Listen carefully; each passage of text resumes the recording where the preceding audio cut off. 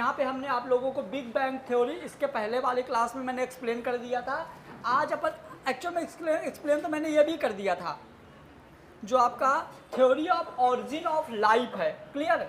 Theory of origin of life मतलब हमारी अर्थ में लाइफ कैसे बनी, इसके बारे में जो मैं अपन ने मतलब इसको मैंने यहाँ डिस्कस कर लिया था, फिर भी एक बार देख लो कि थ्योरी ऑफ स्पेशल क्रिएशन मतलब इसमें जो बौद्ध के जो फादर होते हैं, फादर बोलते हैं ना, उनके गॉड को फादर बोलते हैं, तो फादर सर्ज ने बोला था कि यह एक हमारा जो लाइफ है, जो धरती में जो अपन लोग बने हैं, जो धरती में लिविंग पॉसिबल है, यह एक स्पेशल टाइप का क्रिएशन है गॉड का। इसमें भगवान ने एक अलग ही तरीके से इसको बनाया गया है और इसी थ्योरी को फादर सर्ज ने सपोर्ट कर दिया। तो फिर उसके अगेंस्ट किसी ने नहीं बोला कि नहीं ऐसा नहीं ऐसा है। तो इसमें बता the greatest supporter of this theory was father surge. जो फादर सर्ज थे, अब वो लोग जो ईसाई लोग होते हैं ना, जैसे आपके ऑस्ट्रेलिया, साउथ अफ्रीका, इधर साइड जो रहते हैं ये ईसाई लोग होते हैं, तो उनके जो फादर सर्ज होते हैं, जैसे मान लो कि हमारे गॉड हैं, यदि हमारे गॉड हमको बोल दें कि यार ये चीज़ ऐसा है, तो हम लोग उसमें कोई भी शक नहीं करेंगे, उसको मान लेंगे कि हाँ वो चीज़ ऐसा है। क्लियर? क्योंकि पहले स्टार्टिंग में हम लोगों का ब्रेन तो एकदम सपाट होता है ना। जैसे अपन ने पैदा होने के बाद अपन बच्चे को सिखाते हैं ना कि ये पापा बोल, पापा, मम्मी, दीदी, ऐसे बच्चों को हम सिखाते हैं, तो उसको मान लेता है, उसमें क्रॉस क्वेश्चन नहीं करता, बच्चा नहीं करता, उसको मान लेता है। तो जो हम लोग मतलब जो गॉड थे, मतलब कि जो ये थ्योरी दी गई थी, तो फादर सर्ज ने इसका सपोर्ट कर दिया। अब वो इतना बड़ा उनका नाम है, वो गॉड ही वो लोग मानते थे। इनके सपोर्ट के वजह से हम पढ़ते हैं थ्योरी ऑफ स्पेशल क्रिएशन, जिसमें आपको ये बताया गया है कि इस थ्योरी में कौन से दिन क्या क्या बनता है। तो इसमें देखिए यहाँ पे लिखा हुआ है, जैसे पहले दिन क्या बनेगा, देखो first day, second day, third, fourth, fifth, six day तक का यहाँ दिया हुआ है। सेवंथ डे में मतलब ईव एंड आदम आए हैं, तो वो हम देखेंगे। पहले दिन क्या बनेगा, हेवन एंड हेल्स, स्वर्ग और नर्क, है ना। दूसरे दिन क्या बनेगा, स्काई वाटर, मतलब कि धरती और पानी, आकाश। फिर यहाँ पे third day dry earth and vegetation, मतलब प्लांट्स, वनस्पति वगैरह। Next day sun, moon and star, और next day fish and bird. फिर become the terrestrial animals in the and humans. फिर उसके बाद मतलब कि जो अब हमारे अर्थ में और भी एनिमल्स हैं, ह्यूमंस, ये सारे के सारे बन गए। इसका कोई लॉजिक नहीं है, ना तो कभी एग्जाम में आता है, ये एक फेक होता है, मतलब फेक ही है, इसका कोई लॉजिक नहीं है। और साइंस वाला इसका कोई सपोर्ट नहीं करता है। आपके बुक में ये लिखा भी नहीं है, थोड़ा सा मतलब उसमें सीट में लिखा हुआ, तो मैंने ऐड कर दिया हूँ। इसका कोई लॉजिक नहीं है। जो लॉजिकल चीज़ें हैं वो हम देखेंगे यहाँ से। थ्योरी ऑफ स्पॉन्टेनियस, देखो ये एक्चुअल में गलत है, लेकिन सुनो तो, यदि हम कोई गलत चीज़ बोलें और उस गलत चीज़ को एक लॉजिक पे बात करें, जैसे मान लो कि अपने को कोई कॉन्सेप्ट नहीं पता, बट यदि हम उसको लॉजिक लगाते हैं ना, तो कहीं ना कहीं हम, और उनका लॉजिक ना होने का रीज़न ये है कि उनको एक्चुअल में पता ही नहीं है, तो क्या लॉजिक लगाएंगे, समझ गए। तो कुछ लॉजिकल चीज़ें होती, तो यहाँ पे हम लॉजिकल चीज़ों में देखेंगे। तो थ्योरी ऑफ स्पॉन्टेनियस जनरेशन, क्या थ्योरी ऑफ स्पॉन्टेनियस जनरेशन, सुनना क्या लिखा है, ए बायोजेनेसिस या ऑटोजेनेसिस। बायो मतलब होता है लिविंग, ए बायो मतलब होता है non living. Theory of spontaneous generation, इसका हिंदी मतलब हम बोलेंगे कि जो लिविंग पैदा हुआ है वो अचानक पैदा हुआ है। स्पॉन्टेनियस मतलब क्या होता है, ऐसी प्रोसेस जो अचानक होती है। तो जो लिविंग्स हुआ है वो अचानक पैदा हुए हैं। अचानक पैदा कैसे हुए हैं, तो ए बायोजेनेसिस मतलब कि नॉन लिविंग चीज़ों से लिविंग चीज़ें पैदा हुई हैं। ये गलत नहीं है, ये सही है, बस उनने इस चीज़ को अच्छे से डिफाइन नहीं किया। पहले क्या हुआ, कार्बन, हाइड्रोजन, ऑक्सीजन, नाइट्रोजन कौन था ना, उन्हीं से लिविंग्स आया ना। हालांकि ये पूरी प्रोसेस नहीं बताए, लेकिन इनने बता दिया कि ये नॉन लिविंग से ही क्या आया है, लिविंग। तो देखिए ना, this hypothetical was supported by the ancient Greek philosopher, मतलब ये एक क्या बोलेंगे, जो चीज़ों को सोच सोच के बताते रहते हैं। फेकोलॉजी वाला काम कौन करते हैं, हाँ, उनको हिंदी में क्या बोलेंगे, हाइपोथेटिकल, हाइपोथेटिकल टाइप की जो चीज़ें बताते रहते हैं बैठ के, अच्छा ऐसा सुनामी आने वाला होगा, ये जो ऐसे ऐसे लोग होते हैं ना कुछ जो मतलब अंतर्यामी टाइप की जो लोग होते हैं, वैसे इंग्लिश में अच्छा वर्ड है फिलोसफियर। फिलोसफी मतलब जो अपना मतलब झाड़ते रहते हैं, पहले ऐसा हुआ होगा, पहाड़ में पहले बीच में गुफाएं थी, फिर भगवान आए गुफाओं में रुके, जो इस तरह से, समझ गए। तो अब यहाँ पे जैसे बेटा ये आ गया ना, सुनिए ना, जैसे ये वर्ड आया ना, इस वर्ड को आते ही यहाँ पे कॉन्सेप्ट की बैंड बज जाती है, क्योंकि साइंस मांगता है प्रूफ। मैंने बोला अरे यार इनका मुंह तो ए जैसे है, ब्लड ग्रुप ए होगा, कोई लॉजिक नहीं है, कोई लॉजिक नहीं है। मैं अपन ने इनका ब्लड निकाला, एंटीजन डाला, ब्लड मैंने चेक किया, एग्लूटिनेशन हुआ, हाँ लॉजिक है। तो हम एक चीज़ को अलग अलग वे में रिप्रेजेंट कर सकते हैं, तो जहाँ पे हम लॉजिकल बात करेंगे वहाँ साइंस आ जाएगा। फिर according to this theory life come out the decay and rotating the matter like straw mud and spontaneously, मतलब इन्होंने ये बताया गया था कि जो हमारी लाइफ होती है तो कुछ ऐसे मटेरियल जो खराब मटेरियल है, बेकार चीज़ें हैं, कीचड़ वगैरह, उनमें अपने आप लाइफ, उनने ऑब्जर्वेशन उनका अच्छा था, उनको ये पता था कि अरे यार मतलब एनिमल्स या कीड़े मकोड़े वहीं आते जहाँ चीज़ें सड़ती हैं। ऑब्जर्वेशन बुरा नहीं था, उनने कीड़े जो है गटर में ही देखा था, समझ गए, जो आम सड़े हुए आम में ही उनको कीड़े मतलब डिविंग्स मिला था, तो उनका ऑब्जर्वेशन तो सही था। Next, this believe that the mud of the Nile river could give the rise to fish frog crocodile, मतलब उन्होंने ये बोला है, उन्होंने ये थ्योरी, एक नदी है नील रिवर, नील नदी है, उन्होंने मतलब इस वाले में ऑटोजेनेसिस वाले में उन्होंने क्या देखा, नील नदी में उनने ऑब्जर्व किया कि उस नदी में जैसे सनलाइट पड़ती है तो उस नदी में अपने आप मछली, मेढक, क्रोकोडाइल, उसमें किसी ने छोड़ा नहीं ले जाके, ये अपने आप पैदा हो गए। तो क्या गलत बोला, बस उनको लॉजिक नहीं पता था, लेकिन उनने जो भी मतलब हाइपोथेटिकल थ्योरी दिया तो सही दिया। क्योंकि देखो जैसे मान लो अभी नदियाँ सूखी हुई हैं, जैसे नदियों में पानी आता है, देखो आप वहाँ पे छोटी मछलियाँ, बड़ी मछलियाँ, मेढक, क्रोकोडाइल, ये सब अपने आप आते हैं, अपन लोग थोड़ी उनमें डालने जाते हैं कि, तो इनका हाइपोथेटिकल जो थ्योरी था एक लॉजिकल थ्योरी था, ऐसा नहीं था कि कुछ भी बोल दिए। तो समझ गया इस बारे में। देखिए मैं एक बार पूरे पॉइंट बोल देता हूँ। थ्योरी ऑफ एबायोजेनेसिस में इन्होंने बताया था कि जो लिविंग्स होते हैं वो नॉन लिविंग से बनते हैं। अभी आप लोगों को बोलना पड़ेगा, जो लिविंग्स होते हैं वो नॉन लिविंग से बोलते हैं, और ये एक ग्रीक फिलोसफियर थे, ठीक है, जो फिलोसफी झाड़ते रहते थे, देख देख के ऑब्जर्व करते थे, बताते रहते थे। इन्होंने ये बताया कि इनके गांव के आसपास नील नदी थी, है ना, नील रिवर थी, उस रिवर में जैसे सनलाइट पड़ता है तो वहाँ का कीचड़, पानी, प्लांट्स, जो भी ऑर्गेनिक मैटर्स थे, ये सारे आपस में मिलके क्या क्या बना दिए, मछली बना दिए, मेढक बना दिए, क्रोकोडाइल बना दिए। तो उनका ऑब्जर्वेशन सही था, क्योंकि उन्होंने उस नदी को इस कंडीशन में देखा रहा होगा कि वहाँ पानी ना हो, फिर उसने उस कंडीशन में देखा कि वहाँ पानी आया, फिर दोनों ने ऑब्जर्व किया, अरे यार हमारे गांव में कोई मछली छोड़ने तो गया नहीं, फिर भी तो यहाँ बनी ना। तो इस तरह से ऑब्जर्वेशन होगा किसमें, थ्योरी ऑफ स्पॉन्टेनियस जनरेशन। हमको नहीं लगता इसमें कोई डाउट होना चाहिए। थ्योरी ऑफ स्पेशल क्रिएशन, आपको बस इतना याद रखना है, थ्योरी ऑफ स्पेशल क्रिएशन में ये बताया गया है कि हमारे जो फादर सर्ज थे उनने इसका सपोर्ट किया था। इसमें बताया गया था कि हमारे पूरे की पूरी यूनिवर्स का जो निर्माण है, जो बना है, कुछ दिनों में हुआ है। इतना आप याद रखो, कभी नहीं आएगा एग्जाम में, लेकिन यदि कभी मान लो वर्ड सुनो तो दिमाग में क्लिक करना चाहिए कि अच्छा ये था, ठीक है। उसके बाद थ्योरी ऑफ स्पॉन्टेनियस कभी नहीं आएगा ये एग्जाम में, तुम लोगों के यहाँ पे नहीं आएगा, लेकिन मैं फिर भी बोल रहा हूँ अभी क्या एग्जाम में आएगा मैं बताऊंगा, लेकिन आपको पता होना चाहिए कि क्या हो रहा है। यदि आप लोग पहली बार पढ़ रहे होते तो इतना ध्यान नहीं देते, एक दो बार पढ़ लियो, इसको रिपीट करना, थोड़ा थोड़ा नॉलेज बढ़ाते जाओ, तो ये एक्चुअल में काम आएगा। मान लो धोखे से कभी IAS IPS वगैरह बने ना तो काम आएगा, समझ गए। चलिए, कोई दिक्कत क्या इनके पॉइंट में, किसी को कोई दिक्कत नहीं। चलिए आगे बेटा, देखिए दो हैं, एक तो दिया है आर्हीनियस ने, एक दिया है रिचर ने। तो ये आर्हीनियस वाला है, आर्हीनियस इक्वेशन भी तो है ना, क्या था बोलो, K = AE - EA/RT, है ना, ये भी एक ने दिया था। चलिए, तो यहाँ पे ऐसा, अरे अभी मतलब जो ना पहले, अभी ज़्यादा टाइम नहीं हुआ, पता है मुश्किल से तुम लोग 15 से 18 साल पहले चले जाओ।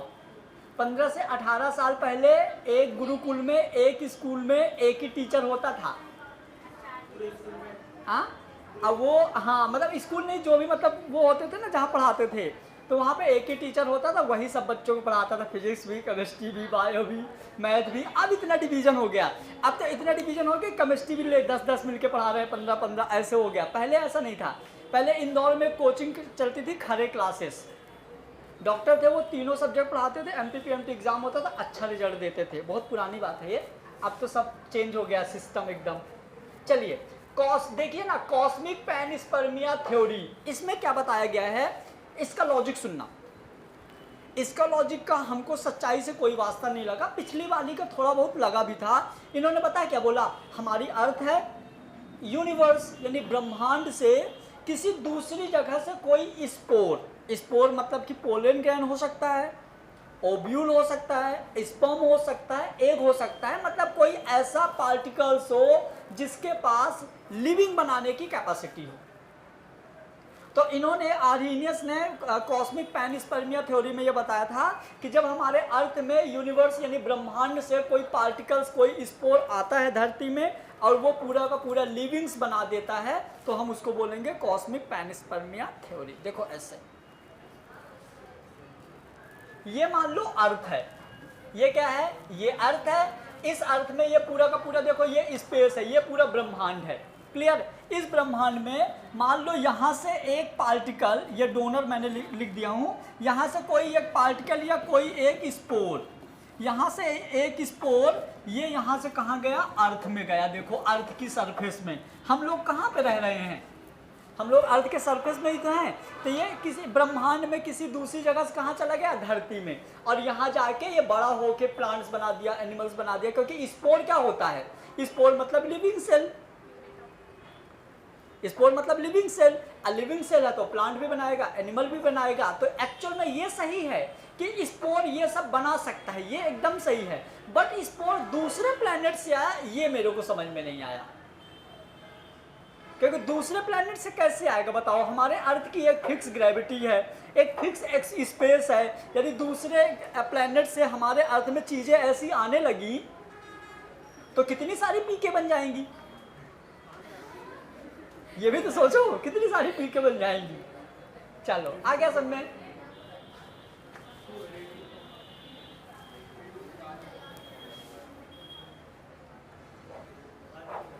देखिए क्या लिखा हुआ है, Some scientists believe that life come from the outer space। कुछ साइंटिस्टों को ऐसा लगता है कि दूसरे स्पेस से हमारे मतलब अर्थ में लाइफ आया है। लेकिन सुनो, लाइफ सरवाइव करने के लिए जो जो चाहिए, वाटर, एयर, टेम्परेचर, सॉइल, सब कुछ हमारे अर्थ में है। तो हम कैसे मान लें कि दूसरी जगह से यहाँ आया।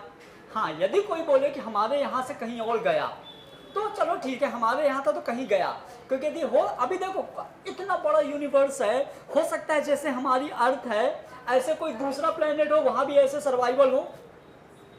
यह इम्पॉसिबल नहीं है, पॉसिबल है। क्योंकि देखो जब ऑरिजिन ऑफ यूनिवर्स, जब यूनिवर्स बन रहा था, जब भी मतलब मैंने बोला तो वो पूरा का पूरा न्यूक्लियर फ्यूजन रिएक्शंस हुआ था, बहुत सारे पार्टिकल्स पूरे यूनिवर्स में बिखर गए थे। तो जो सन के अराउंड थे वो प्लैनेट बना दिए, उनमें से हमारी एक अर्थ थी।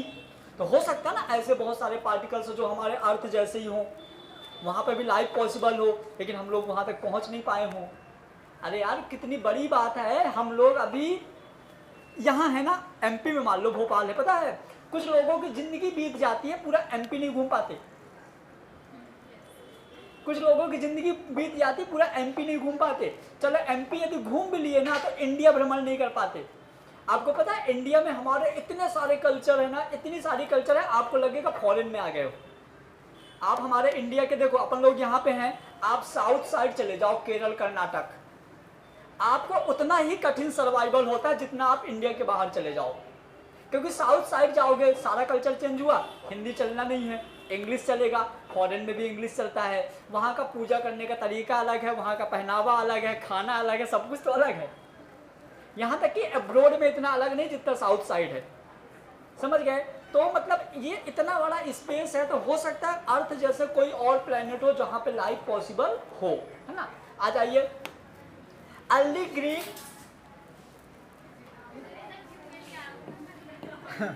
Early Greek thinker throw the unit of light को मस्त पॉइंट लिखा है, देखिए ना, ये आपके नीट वालों के लिए इंपॉर्टेंट हो सकता है कि जो मतलब कुछ ग्रीक थिंकर थे, बातें नहीं,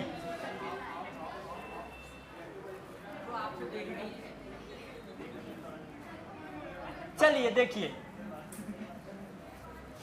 unit of life called spore, हमारे अर्थ में इस थ्योरी के अकॉर्डिंग जो लाइफ की यूनिट है वो स्पोर है। चाहिए तुमको नहीं चाहिए? ट्रांसफर टू डिफरेंट प्लैनेट, बातें नहीं करो फिर फ्लो बिगड़ेगा। ट्रांसफर टू डिफरेंट प्लैनेट, जो दूसरे प्लैनेट से आया है, मतलब स्पोर को हम अपनी लाइफ का यूनिट बोलते हैं जो दूसरे प्लैनेट से आया है। फिर देखिए, panspermia is the still favourite idea of the some astronomers, मतलब एस्ट्रोनॉम्स मतलब जो ब्रह्मांड के बारे में अपना थॉट व्यक्त करते हैं।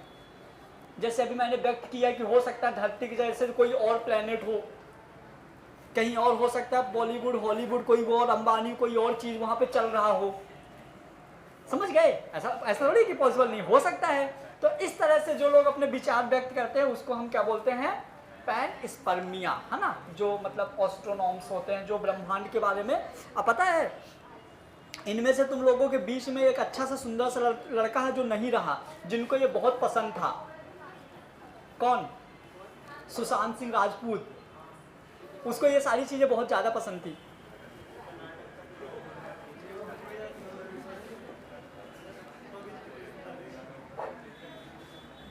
नेक्स्ट आ जाइए, theory of biogenesis. Theory of biogenesis सुनिए, वहां पे था थ्योरी ऑफ ए बायोजेनेसिस। वहां क्या था? थ्योरी ऑफ ए बायोजेनेसिस, मतलब लाइफ बन रहा था किससे? नॉन लिविंग से, वो भी सही था। यहां है थ्योरी ऑफ बायोजेनेसिस, मतलब लाइफ बन रही है किसी लिविंग से ही लिविंग बन रही है। ये भी गलत नहीं है, ये भी तो सही है। नहीं है सही? सही है, क्योंकि एक लिविंग से तो नई लिविंग बनती है।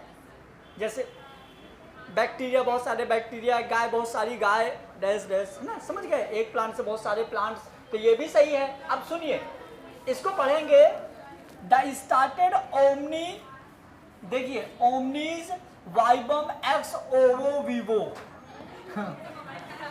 ओमनी वाइबस एक्स ओवो विवो, मतलब या इसी को पता है, इसी को क्या बोलेंगे? सेलुला ई सेलुला, मतलब कि एक लिविंग से ही बहुत सारे लिविंग्स बनते हैं। इस स्टेटमेंट का मतलब होता है कि एक लिविंग जो होता है उसके पास कैपेसिटी होती है बहुत सारे लिविंग बनाने की, समझ गए? आइए, which mean new life can be originated on earth only by the pre existing life, मतलब जो नई लाइफ बनती है वो पहले चल रही हुई लाइफ से बनती है।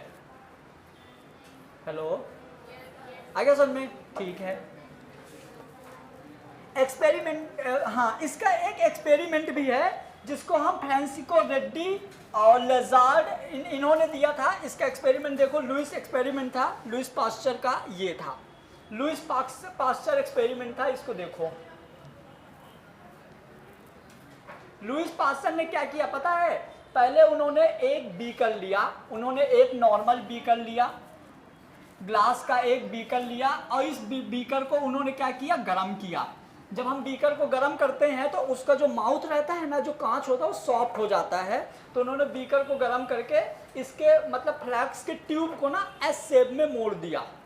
यदि मैं यहाँ पे अलग से डायग्राम बना दूँ तो और अच्छा बना देंगे। चलो ये डायग्राम छोड़ो, मैं एक दूसरा डायग्राम बना रहा हूँ।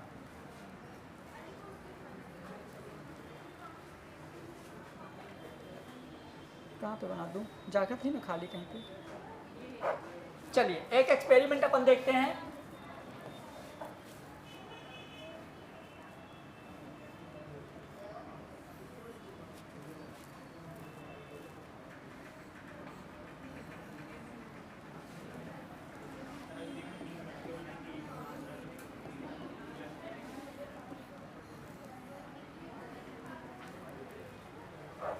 ये देखो ये नॉर्मल था, ठीक है, ये मतलब इसका एक का मुंह उनने खींच के इतना बड़ा कर दिया नॉर्मली, एक का मुंह उनने खींच के एस शेप में कर दिया। कैसे कर दिया? एस शेप में। और उन्होंने क्या किया, इनके अंदर मीट का टुकड़ा रख दिया, है ना, इनके अंदर इन्होंने मीट का टुकड़ा रख दिया, यहाँ मीट का टुकड़ा रख दिया। लुईस पास्चर का एक्सपेरिमेंट था, यहाँ क्या रख दिया, मीट रख दिया। उसके बाद ना इनको ठंडा छोड़ दिया, पहले गर्म करके उसको कर दिए, अब फिर मतलब इसके ट्यूब के माउथ वाले पार्ट को उन्होंने एस शेप में चेंज कर दिया। फिर उसके बाद उन्होंने इसको 2-3 दिन 4 दिन के लिए खाली छोड़ दिया। जब उन्होंने 2-3 दिन बाद इनको देखा तो उन्होंने देखा कि इस बाले में लाइफ पॉसिबल थी, मतलब इसमें कुछ लार्वा वगैरह बन गए थे, यहाँ पे कुछ लार्वा जनरेट हो गए थे। यहाँ पे ये तो हमारा एक्सपेरिमेंट का स्टार्टिंग था, यहाँ पे कोई भी लार्वा पॉसिबल नहीं था, नॉट पॉसिबल लाइफ। ऐसा क्यों हुआ? तो उन्होंने ऑब्जर्व ये किया कि जो स्पोर्स आ रहे थे ना, तो इसका मुंह एस शेप का था, तो यहाँ से एंट्री करे और वो जाके यहाँ पे फंस गए, मतलब वो यहाँ तक पहुँच ही नहीं पाए। लेकिन इस वाले में यहाँ से जो लार्वा स्पोर वगैरह है वो डायरेक्ट इस मीट में गए, और जहाँ पे ये जाएंगे तो इसमें अंडे दे देंगे, स्पोर्स दे देंगे। और जैसे बैक्टीरिया यहाँ पे गया मान लो, तो बैक्टीरिया में डिवीजन होगा ना, तो बैक्टीरिया का स्पोर बनेगा और ये सड़ गया और यहाँ पे लाइफ पॉसिबल हो गई। तो उन्होंने ये बताया कि जो न्यू लाइफ होती है प्री एग्जिस्टिंग लाइफ से बनती है। यदि यहाँ पे कोई भी, जैसे देखो आप अंदाजा लगा लो, किसी पैकेट में कोई चॉकलेट का पैकेट हो या ब्रेड का पैकेट हो, यदि वो पैक है तो उसमें नहीं सड़ता, वो खराब नहीं होता, बचा रहता है। लेकिन यदि आप उसको खोल दो तो जल्दी खराब हो जाता है, क्योंकि खोलने के बाद जो हमारे बाहर पे जो बैक्टीरिया, वायरस या प्लाज्मोडियम जो घूम रहे हैं, मॉस्किटो वगैरह उसके अंदर जाएंगे, वहाँ पे एग रिलीज कर देंगे, तो वहाँ पे क्या हो जाएगा, लिविंग चीज़ें चली गई तो जल्दी जल्दी वहाँ पे और भी लिविंग बना देंगी। तो ये इसने प्रूव कर दिया था। कुछ इंपॉर्टेंट पॉइंट्स हैं इन्हीं थ्योरी के लिए, इनको आप समझना है।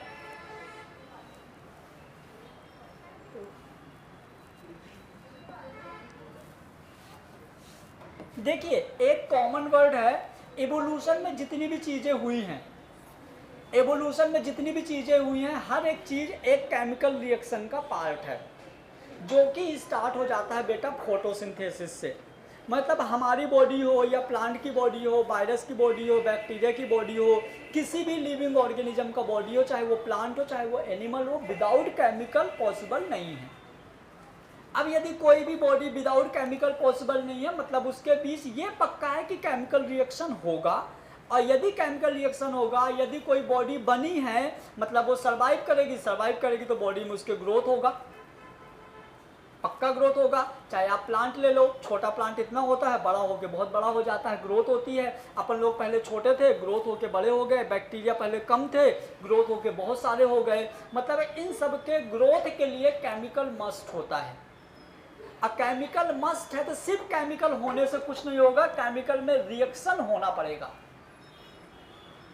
जैसे अपने पास केमिकल है, ग्लूकोज है, जैसे हमने यहाँ पे ग्लूकोज, प्रोटीन सब कुछ रखे हुए, फैट वगैरह, जब तक हम इसको अपनी बॉडी के अंदर नहीं डालेंगे, एंजाइम्स के प्रेजेंस में कोई रिएक्शंस नहीं होगी, तब तक वो हमारे काम का नहीं है। तो यूनिवर्स में यदि आपको लाइफ आगे सर्वाइव करना है तो केमिकल रिएक्शन होना कंफर्म है। बिना केमिकल रिएक्शन हम नॉन लिविंग जैसे बिहेव करेंगे। यदि केमिकल रिएक्शन नहीं हुई मतलब क्या है, नॉन लिविंग। केमिकल रिएक्शन होगी तो कोई ना कोई चेंजिंग होगा। जैसे चेयर है, इस चेयर में कोई केमिकल रिएक्शन नहीं हुई, जैसे खरीदे थे वैसी अभी है, देख लो देख रही आओ। तो क्या लिखा है, according to this theory life originate from the combination of chemicals. Chemicals आपस में मिलते हैं तो जाके लाइफ पॉसिबल होती है। यहाँ पे Oparin principle based on the artificial synthesis, अभी एक साइंटिस्ट का नाम आएगा, इन्होंने आर्टिफिशियल तरीके से प्रूव किया था कि लाइफ कैसे पॉसिबल है। This theory was given by him on the basis of the experiment done in the laboratory. मतलब कि जो ओपेरियन का एक्सपेरिमेंट था, इन्होंने हमारी लाइफ कैसे बनी है इन्होंने प्रैक्टिकली प्रूव किया था। जब उन्होंने एक बार प्रैक्टिकली प्रूव कर दिया तो सारे के सारे साइंटिस्टों ने हाइपोथेटिकल थ्योरी दिया था। इन्होंने क्या किया, एक्सपेरिमेंट प्रैक्टिकली प्रूव कर दिया। तो आप ज़्यादा बिलीव किस पे करोगे, जो प्रैक्टिकली सही होगी उस पर करेंगे ना। इसीलिए आपके एग्जाम में, 12th एग्जाम में यदि इस चैप्टर से कोई भी एक क्वेश्चन आता है तो हर साल यही आता है 5 मार्क्स का लिखने के लिए। जब आप बुक और परीक्षा बोर्ड उठा के लिखना स्टार्ट करोगे तो लिखते ही रहे, मतलब याद ही करते रह जाओगे, होगा ही नहीं। इसीलिए इसको कहानी जैसे समझ लो, कहानी जैसे समझ लो। 1-2 बार अपना प्रैक्टिकल खुद से प्रैक्टिस करके लिख लेना, फिर 1-2 बार क्रॉस चेक कर लेना, 1-2 बार परीक्षा बोर्ड से लिख लेना। क्योंकि यदि आता है 5 नंबर का तो हर बच्चे को मैंने ज़्यादातर नोटिस किया हूँ 3 नंबर 4 नंबर मिलते हैं, 5 में 5 नहीं मिलते। क्योंकि आपको ही पता है कि यदि आप सिर्फ थ्योरी 5 पेज रटोगे ना तो नहीं याद होती है। जब तक चीज़ों को आप समझोगे नहीं तो इसको अच्छे से समझना है, फिर खुद से लिख के ले आना है। चलिए इसको हम अभी पढ़ेंगे। फिर that is way it is also called artificial synthesis. The first life originated in the water of the ocean. ये MCQ नीट +12 दोनों को याद रखना है। मैं क्लास में कई बार पूछूंगा कि पहली बार जो लाइफ पॉसिबल हुई थी तो पानी में हुआ था। कौन सा पानी, तालाब के नहीं, बने नहीं थे तालाब तालाब तो हम लोग बनाए ना, ओशियन, समुद्र की पानी में पहली बार क्या बने थे, लाइफ पॉसिबल हुआ था। अब पहला लाइफ पॉसिबल हुआ था जिसको हम लोग स्टडी स्ट्रक्चर करते हैं, वो होता है सेल, जिसके अंदर आता है बैक्टीरिया। क्या आता है, बैक्टीरिया के बाद आते हैं बहुत बड़े बड़े एल्गी, फंगस, ये सब आते हैं, ये सब लाइफ ही हैं। तुम लोग देखे होगे फंगस तो नॉर्मली देखने को बहुत बार मिल जाता है ना, ये देखिए। So for the origin of life it is necessary to have water. यदि आपको लाइफ पॉसिबल या लाइफ सर्वाइवल करना है तो आपको पानी कंपलसरी है, वो हम लोगों के अंदर भी होता है। अच्छा, कभी तुम लोगों ने ऐसा मतलब ऐसा अंदाजा लगाया है कि यदि हमारी लाइफ से या कि किसी भी लिविंग से सिर्फ पानी को रिमूव कर दो तो क्या होगा, निपट जाएंगे। देखिए ये वाला पॉइंट पता है, ये वाला पॉइंट नीट में पूछा जा चुका है, बात नहीं बेटा, ये वाला पॉइंट नीट में पूछा जा चुका है। देख क्या लिखा है, due to the absence of water on the moon life is absent. चंद्रमा में पानी नहीं है इसीलिए वहां पे लाइफ पॉसिबल नहीं है। यदि आप यहां से जाओगे तो आपको कुछ जुगाड़ करके जाना पड़ेगा पानी का। क्या डिस्टर्ब कर रही हो जी बेचारी हैं?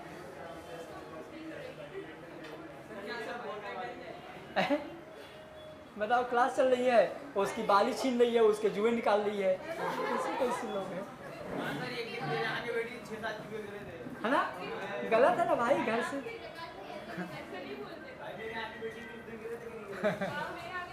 और प्यार से बोल लो प्रकाश भाई आ जाओ और इधर, अरे हैं तो हैं और क्या, अपने तो है। एट द टाइम ऑफ, सुनो ये एग्जाम्पल उसका होता है पैरासिटिज्म का, जुए पैरासिटिज्म का एग्जाम्पल है, एक को पॉजिटिव एक को लॉस, याद रखना। देखिए eight the time of the origin of life, सुनिए ना, मत बातें करो यार प्लीज, आओ अपन बात कर रहे हैं, ये MCQ के लिए बहुत इंपॉर्टेंट है।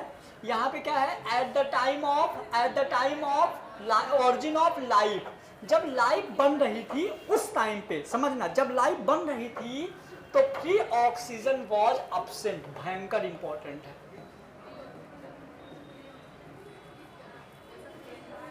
Eight the time of origin of life, जब हमारी धरती में लाइफ बन रही थी तब ऑक्सीजन नहीं थी, लेकिन जब धरती बन रही थी तो ऑक्सीजन थी। पहले ऑक्सीजन थी, फिर जब लाइफ बनी तो ऑक्सीजन गई, फिर लाइफ जब बन गई तो फिर आ गई। हेलो, तो पहले ऑक्सीजन जो थी हाइड्रोजन से रिएक्शन कर करके पानी बना दी, सब खत्म हो गई। फिर धीरे धीरे लाइफ आए, जैसे लाइफ में ब्लू ग्रीन एल्गी आई तो फोटोसिंथेसिस हुआ, फिर से आ गया। पढ़ लो क्या बता रही थी इसको सब पता है। चलिए, atmosphere, so the first organism was anaerobic. अब जब ऑक्सीजन नहीं थी तो पहला लाइफ कैसे रहा होगा, एनारोबिक, जाहिर सी बात है। यदि एनारोबिक रहा होगा मतलब उसके पास एनर्जी बहुत कम रही होगी, ठीक है। या free oxygen was present in the earth primordial atmosphere. मजा आया, जैसे प्री मतलब ऑक्सीजन धीरे धीरे जैसे अर्थ में आई ना तो हम उसको बोलेंगे primordial atmosphere. But all the oxygen was used in chemical combination, so the earth primitive atmosphere was reducing. मतलब समझो, जब मतलब कि ये दो चीजें याद रखो। जैसे मान लो हम बात करें origin of earth, origin of life, फिर डेवलप्ड लिविंग। समझिए स्टार्टिंग में बेटा क्या था, ऑरिजिन ऑफ अर्थ में ऑक्सीडाइजिंग एनवायरनमेंट था, मतलब यहां पे ऑक्सीजन थी। अब मैं तुम तीनों को भगाऊंगा, शिवानी, अल्फिया, हमें नहीं सुनना, कुछ नहीं सुनना भाई, हमारा डिस्टर्ब हो रहा है बस। ऑरिजिन ऑफ अर्थ में पहले ऑक्सीजन थी, ऑक्सीजन होने के वजह से हम उसको बोलेंगे ऑक्सीडाइजिंग एनवायरनमेंट। क्या बोलेंगे? ऑरिजिन ऑफ लाइफ के टाइम पे, at the time of origin of life पूरी की पूरी ऑक्सीजन केमिकल रिएक्शन में यूज हो गई थी, इसीलिए हम इसको बोलेंगे रिड्यूसिंग एनवायरनमेंट। मतलब यहां पे ऑक्सीजन ना थी। सुनिए ना, origin of life, not survival life. जब लाइफ बन रहा था तो ऑक्सीजन नहीं थी, इसीलिए हम बोलेंगे रिड्यूसिंग। फिर उसके बाद डेवलप लाइफ, जब लाइफ डेवलप हो गई तो ऑक्सीजन आ गई, फिर से हो गया ऑक्सीडाइजिंग। देखो हमारे हिसाब से कोई डाउट नहीं बचना चाहिए। अब जब धरती बन रही थी तब, जब लाइफ बन रहा था, ऑक्सीजन है तो ऑक्सीडाइजिंग, नहीं है तो रिड्यूसिंग। ठीक है, ये देखो लिखा हुआ तो है, oxygen was regenerate with the photosynthesis and the atmosphere was oxidising. Photosynthesis की प्रोसेस में जैसे ऑक्सीजन रिलीज हुई तो हमारे एनवायरनमेंट में क्या हो गया, ऑक्सीजन आ गया, तो हमने बोल दिया ऑक्सीडाइजिंग। ये सारे के सारे हमारे की पॉइंट्स चल रहे हैं जो आपको थ्योरी समझने में हेल्प करेंगे। क्लियर? ना तो कोई पर्टिकुलर किसी साइंटिस्ट ने ऐसे थ्योरी दिया है, ये पूरे की पॉइंट्स चल रहे हैं। अब आइए भयंकर इंपॉर्टेंट केमिकल एवोल्यूशन। आपके देखिए अभी मैंने बोला था ना उधर से क्वेश्चंस नहीं आते, एमसीक्यू में आते हैं। आपके एग्जाम में यहां से क्वेश्चन आता है 12th में, 2 क्वेश्चन आते हैं। एक क्वेश्चन आता है एक्सप्लेन द ओपेरियन एक्सपेरिमेंट, और में रहता है एक्सप्लेन द केमिकल एवोल्यूशन। अपन बात करेंगे पहले ना, इसको समझो।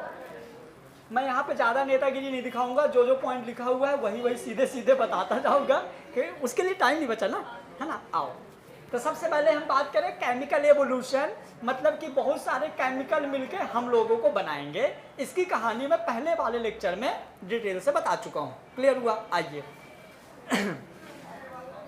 देखो तुम लोग एक चीज़ और बताऊँ, 2 साल के अंदर तुम लोगों का दिमाग का लेवल चेंज होता है भयंकर वाला। 10th में पहले तुम कुछ नहीं पता रहता, लेकिन 11 12 लगभग 11 12 में तुम लोगों को बहुत ज़्यादा ऐसा लगता है तुमको ऑक्सीजन मिल गई। पहले बहुत स्लो चल रहा होता है, पहली फर्स्ट से 10 तक, मतलब फर्स्ट से 10 तक उनको मना करो, चलो वो जल्दी आ जाओ। चलिए अब अपन देखेंगे केमिकल इवोल्यूशन में। अपन ने देखा the atomic stage, atomic stage में कार्बन, हाइड्रोजन, ऑक्सीजन, नाइट्रोजन, इनमें आपस में रिएक्शंस हुआ और ये आपस में केमिकल रिएक्शन करके बना दिए मॉलिक्यूल। क्या बना दिए? बहुत इजी है, हद से ज्यादा इजी है। तो पहला आएगा एटॉमिक स्टेज, तो जाहिर सी बात है सेकंड आएगा मॉलिक्यूलर स्टेज। ठीक है, तो यहाँ पे पढ़िए, this theory on the earth occurred about 4.6 billion year ago. Elements that take a major part of the formation of living matter were found only the atomic stage. मतलब कि life बनाने के लिए, जैसे हम अपनी बॉडी की बात करें तो हमारी बॉडी में पता है 99.99 मतलब 100% एटम ही है। किसी भी प्लांट की आप बात करोगे, किसी भी लिविंग्स की बात करोगे, किसी भी चीज़ की बात करोगे तो ज़्यादातर चीज़ें क्या होती हैं, एलिमेंट्स। यहाँ तक कि हमारी बॉडी के लंग्स में, ब्लड वेसल्स में जो एयर है, कार्बन डाइऑक्साइड, ऑक्सीजन, नाइट्रोजन, जो भी हवा हमारे बॉडी के अंदर है वो भी तो एक एलिमेंट ही है, समझ गए। फिर only the lighter element combine to form, मजा आ गया, मतलब कि अर्थ जब बन रही थी ना तो अर्थ बनने के टाइम पे जो हल्के एलिमेंट थे,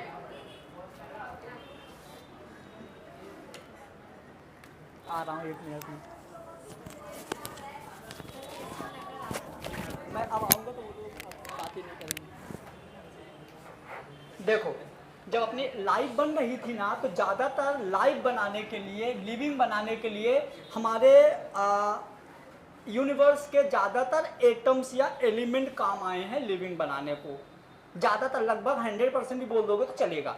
ऐसी कोई सेल्स नहीं है जो बिना एलिमेंट के बनी हो, क्योंकि एलिमेंट यूनिवर्स में हर चीज़ है, चाहे वो लिविंग हो चाहे नॉन लिविंग हो। इसके बाद इस बारे में होता है जो लाइटर एलिमेंट्स होते हैं, जो हल्के एलिमेंट हैं, जैसे कार्बन, जैसे जिंक हैवी एलिमेंट है, सीजियम हैवी एलिमेंट है। लेकिन जो ऊपर के हल्के हल्के एलिमेंट्स थे, नाइट्रोजन, ऑक्सीजन, हाइड्रोजन, कार्बन, जो हल्के हल्के एलिमेंट्स थे, इनमें जल्दी रिएक्शन हुई क्योंकि इनमें मूवमेंट जल्दी होगा।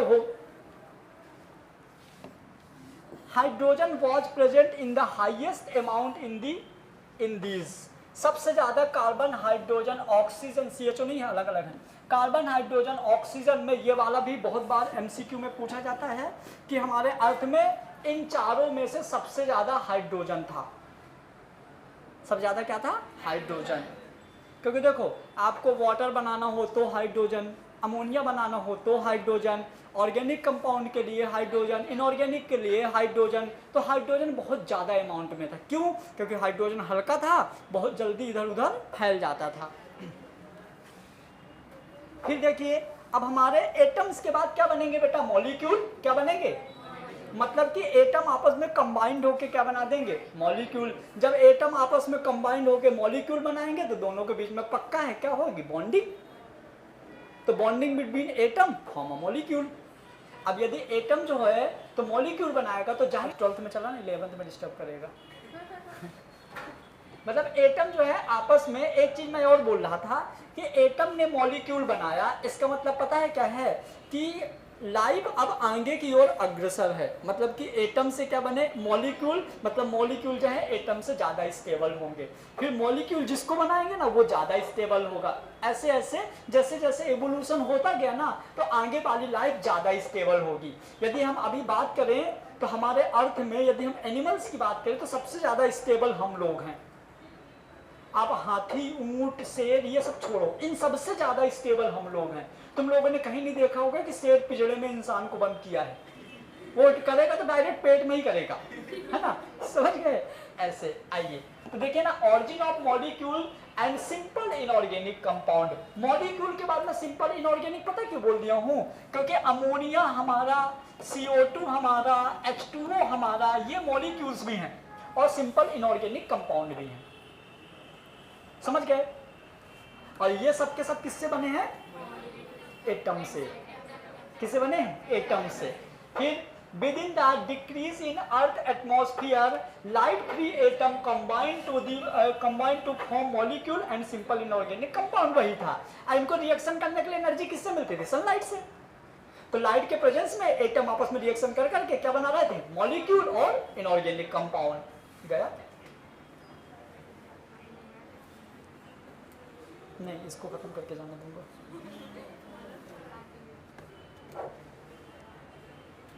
क्लियर? नेक्स्ट आओ। Due to the very high temperature the active hydrogen atom combined with the oxygen atom form water and free oxygen in their atmosphere। And free oxygen in their atmosphere. मतलब कि हमारे atmosphere में जो free oxygen atom थी तो वो क्या किया, हाइड्रोजन एटम से रिएक्शन कर करके क्या बना दिया, वाटर। और H2O एक इनऑर्गेनिक मॉलिक्यूल्स होता है। Therefore the early atmosphere was reducing, सबको पता है, where the present atmosphere in reducing due to the presence of the free oxygen. क्योंकि जब हम early atmosphere was reducing where the present atmosphere is reducing due to the presence नहीं, absence of free oxygen होगा।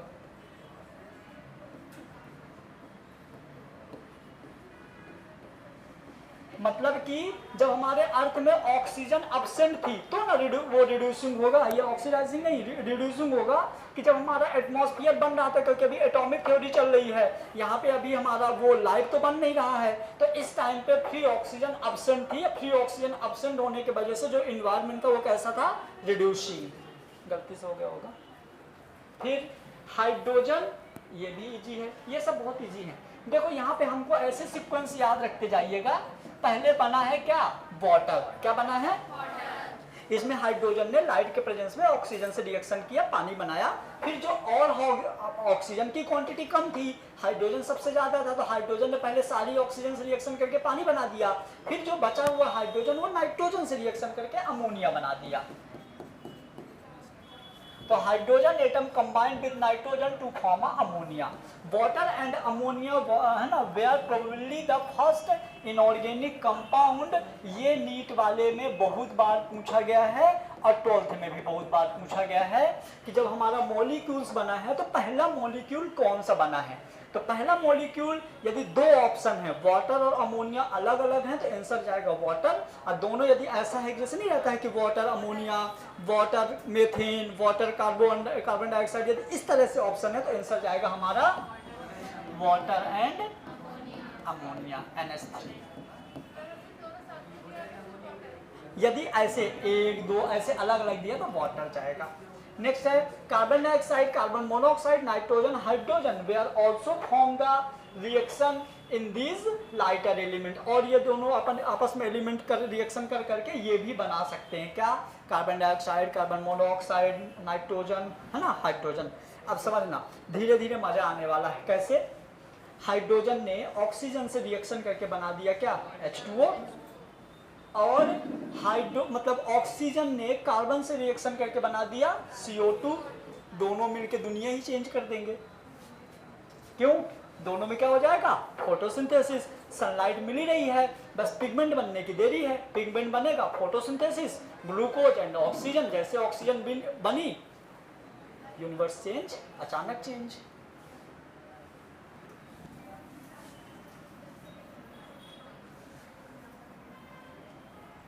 Next आएगा बेटा क्या, origin of early organic compound. अब organic compound बनेंगे। ऑर्गेनिक कंपाउंड में मेथेन बनेगा, ग्लूकोज बनेगा, सुक्रोज बनेगा, फ्रक्टोज बनेगा, मोल्टोज बनेगा। मतलब ऐसी चीजें बनेंगी जहां पे हाइड्रोकार्बन्स होंगे। क्या होंगे, हाइड्रोकार्बन। तो the formation of nitride and carbide by the combination with the metallic atom nitrogen and carbon present in the atmosphere, है ना, ठीक है। फिर construction took place the first by the action of water vapour and the metallic carbide. मतलब कि water vapour और क्या था, जैसे इन्वायरमेंट में मतलब पानी तो है लेकिन पानी अभी गर्म है, पानी गर्म है। अब अर्थ में हमारे अलग अलग मिनरल्स हैं, अलग अलग एलिमेंट्स हैं, मेटल्स हैं, नॉन मेटल्स हैं। अब उन सबसे रिएक्शन स्टार्ट हो जाएगी क्योंकि पानी बन चुका है। सारी रिएक्शन के लिए हमको क्या चाहिए होता है, वाटर, और ऑलरेडी पानी गर्म है। तो the organic compound methane was form after this HCN and cyanide, मतलब कि हाइड्रोजन साइनाइड। तो देखिए यहाँ पे ऐसी चीजें पता चल गई जो आपके एग्जाम में आएगा, H2O NH3, ये पहले इनऑर्गेनिक कंपाउंड बने थे, और CH4 पहला ऑर्गेनिक कंपाउंड बना है। तो आप ना जब क्वेश्चन पढ़ोगे तो आप ये भी देख लोगे कि आपको क्वेश्चन में क्या पूछा गया है, फर्स्ट ऑर्गेनिक कंपाउंड पूछा गया है या फर्स्ट इनऑर्गेनिक कंपाउंड पूछा गया है। फर्स्ट ऑर्गेनिक कंपाउंड में ये आएंगे और इनऑर्गेनिक कंपाउंड में ये आएगा।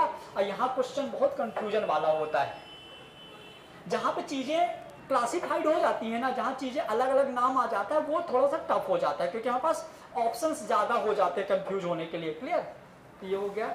अब फिर उसके बाद मेथेन के बाद हमारा HCN बना, हाइड्रोजन साइनाइड।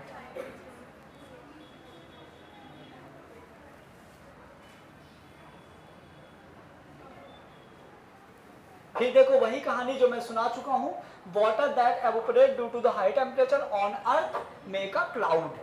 बादल बन गया, फिर ठंडा होगा, फिर बारिश होगी, तो the water vapour would come back to the ground in the form of rain droplet, due to which the process continue for a long time, causing the temperature on the earth is rise.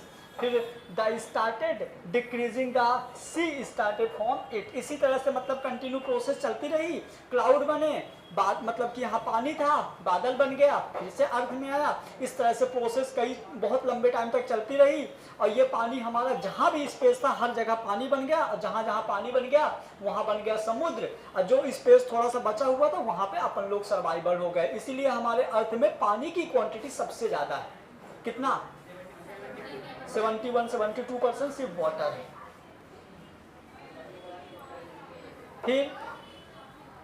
फिर आ गए तुम लोग,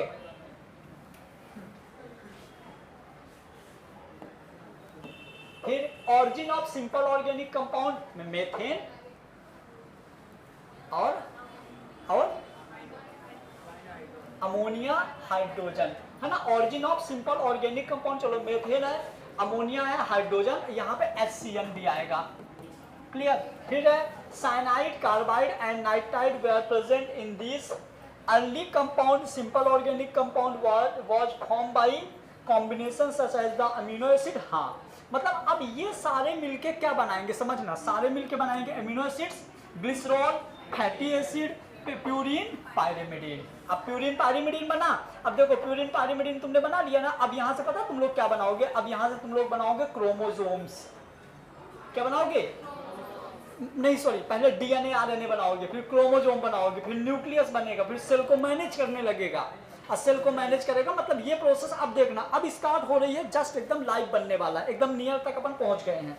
the energy for the action was obtain from the ultraviolet rays of sunlight. मतलब ये पूरी reactions करने के लिए जो हमारा एनर्जी का सोर्स होता है, क्योंकि देखो आप कोई भी रिएक्शन कराओगे आपको एनर्जी तो चाहिए, तो जो एनर्जी का सोर्स होता है वो क्या था? सनलाइट। ये याद रखिएगा, है ना। सुनिए ना, ये काफी इंपॉर्टेंट है। ये हमारा मेजर कंपोनेंट बन गए, कार्बोहाइड्रेट, फैट्स जो बनाएंगे, जो आगे चल के बस अब लाइव बनने वाली है, इनको याद रखना बहुत अच्छे से।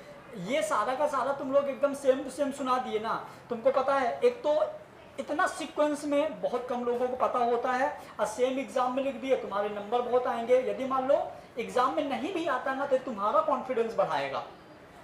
इसलिए कॉन्फिडेंस बढ़ाएगा कि आपको ये पता है कि भाई हम लोग कैसे बने हैं, आज पूरा एक सीक्वेंस में पता है। ये बड़ी चीज होती है ना। आइए नेक्स्ट यदि हम आए, अब कॉम्प्लेक्स कंपाउंड में सीधी सी बात है, कार्बोहाइड्रेट, वाटर, और यही कार्बोहाइड्रेट, प्रोटीन और फैटी बनेंगे शायद। Origin of the complex organic compound, यहाँ पे बनेगा the combination of the small simple organic compound in sea. मतलब कि जो हमारा amino acid, glycerol, fatty acid थे ना, ये आपस में रिएक्शन कर करके ये वाला कॉम्प्लेक्स बनाएंगे, formation of large organic compound, है ना, such as combination of the amino acid to form the large chain polypeptide. याद आया?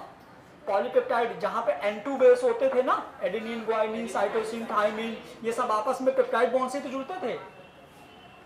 मेक अ प्रोटीन, पॉलीपेप्टाइड है तो प्रोटीन बनाएगा। हेलो, अमीन उसमें DNA RNA वाला याद रखो, है ना। फिर फैटी एसिड, ये सब याद रखिएगा बेटा। पॉलीपेप्टाइड जो है प्रोटीन बनाएगा, fatty acid and glycerol combined with lipid, यानी कि फैट, है ना, लिपिड एंड फैट। फिर simple sugar combined with the form of disaccharide and polysaccharide. Disaccharide polysaccharide में आपका सेल्यूलोज बनेगा, हेपेरिन बनेगा, स्टार्च बनेगा। और जब ये सारी चीजें बन गई तो बस अब आपको फीलिंग्स आने लगी है कि हाँ अब लाइफ बनने वाला है। क्योंकि देखो यहाँ से सेल्यूलोज वगैरह प्लांट का काम करेंगे, और ग्लूकोज, प्रोटीन किसका काम करेंगे? एनिमल्स का काम करेंगे। कॉम्बिनेशन ऑफ शुगर, देखिए combination of sugar, nitrogenous base and phosphate form the nucleotide, और polymerization in result the nucleic acid did not have the ability of copy. मतलब अभी इसके पास मतलब वो एबिलिटी नहीं होती कि एक न्यूक्लिक एसिड से दूसरा न्यूक्लिक एसिड हो बने। ये एबिलिटी तब आएगी जब ये डीएनए बन जाएगा, और डीएनए से डीएनए बनने को हम बोलेंगे कॉपी बनना। मतलब मैं ये बोल रहा हूँ कि पहले जब आपके पास एक ग्लूकोज है या एक आपके पास कहाँ गया, या शुगर है, या एक नाइट्रोजिनस बेस है, जैसे मान लो एडिनिन है, इसके पास कैपेसिटी नहीं है कि एक और एडिनिन बना ले ना। जब ये जुड़ के डीएनए बना देगा तो डीएनए के पास कैपेसिटी होगी कि एक और डीएनए बना दे। समझ गए? In this way such as macromolecule where the form in sea water which form the main component protoplasm. आ गया मजा? अब प्रोटोप्लाज्म मतलब कोजरवेट्स वाली कहानी है ना। Therefore the possibilities of the origin of life है ना, and sugar were the stabilized। मतलब कि अब ये जो प्रोटोप्लाज्म है ना तो ऑर्गेनिक कंपाउंड से ज़्यादा स्टेबलाइज्ड है। स्टेबलाइज्ड मतलब कि जैसे ग्लूकोज, कार्बोहाइड्रेट, फैट, ये सारी चीज़ें मिलकर प्रोटोप्लाज्म बना दिया। अब प्रोटोप्लाज्म के बाहर एक लेयर बनने वाली है। क्या बनने वाली? क्यों? हाँ जाओ। अब एक बाहर क्या बनेगी? एक लेयर बनेगी, और वो लेयर हमारी क्या बना देगी? सेल बना देगी, है ना। तो after a long time as a result chemical development the water of a primitive ocean was completely saturated with these organic compounds. उसके बाद एक लंबे टाइम के बाद ये सारे के सारे एलिमेंट्स और कंपाउंड्स एक सैचुरेशन में आ जाते हैं। सैचुरेशन मतलब क्या होता है? जैसे मान लो कोई सेल है, सेल में 40% कार्बोहाइड्रेट है, 60% प्रोटीन है, 1 से 2% फैट है, तो ये एक सैचुरेशन स्टेज होती है। क्यों? यदि आप मान लो इनका फिक्स रेशो नहीं दोगे, क्योंकि आपको पता है कि जितनी भी रिएक्शंस होती है एक फिक्स रेशो में होती हैं। आप एक सेल में कंप्लीट कार्बोहाइड्रेट दे दो, थोड़ी बनेगा कुछ चीज़ें, तो वहाँ पे एक फिक्स अमाउंट फिक्स रेशो में चाहिए, एक सैचुरेशन अमाउंट में चाहिए होता हर चीज़ को। Haldane name this Haldane named this saturated seawater prebiotic soap और hot dilute soup। मतलब कि हेल्डेने करके एक साइंटिस्ट थे, उन्होंने बोला कि जो इस तरह का मटेरियल बना है जो आगे लाइफ बनाएगा। हेल्डेने ने बोला कि जो प्रोटोप्लाज्म है वो जो आगे लाइफ बनाने वाला है उसको उन्होंने क्या बोल दिया? सोप। क्या बोल दिया? सूप या डाइल्यूट सूप बोल दिया। अब बस बनी गया लाइफ। हाँ बस इतना इतना इतना खत्म ही हो जाएगा, फिर क्यों अपन बात करेंगे। For polymerisation a constant source of energy and evaporation of the surface water in the main requirement so that the reactant can be concentrated and they can not be converted back into the monomer units. जैसे एक polymerisation हो गया है तो वो back reaction नहीं आया। जैसे मान लो कि ग्लूकोज बन गया, वो फिर से कार्बन ऑक्सीजन ये नहीं बनाएगा, नहीं तो यदि ऐसा बैक में आएगा तो कभी लाइफ बन ही नहीं पाती। तो हमेशा प्रोटोप्लाज्म से क्या बनेगा? सेल। प्रोकैरियोट यूकैरियोट आगे ही डेवलप हुआ, वही इवोल्यूशन है। Experimental evidence for the formation of organic compound. इसका जो एक्सपेरिमेंटल एविडेंस है हम नेक्स्ट क्लास में पढ़ेंगे एक्सपेरिमेंट के साथ।